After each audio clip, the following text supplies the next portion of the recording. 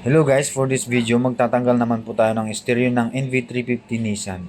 So ganito po, hatakin po natin sa taas. Tapos hatakin po natin sa baba. Tapos angat natin ng pagganyan po kasi may kawit po yung pinaka-clip niya sa taas. Ngayon po may 4 volts po yung stereo sa bracket. So tatanggalin po natin. Bali apat po yan. Ingatan lang po natin ng mga tornilyo kasi baka malaglagan po tayo ng mga tornilyo sa loob ng sasakyan. Mahirap po maghanap ng mga tornilyo. So yan po, iangat lang natin konti kasi may kalawit po yan sa side para mahatak natin yung stereo. Sa likod naman po, may socket na dalawa yan. Yung power socket, press po lang natin tapos hatakin. Ganon rin po sa radio antenna. Ganyan po.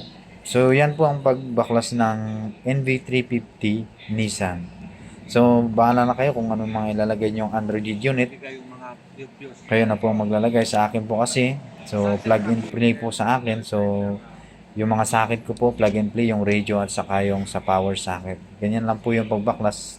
Ito po yung kinalabasan ng kinabit kong Android unit. Maraming salamat po.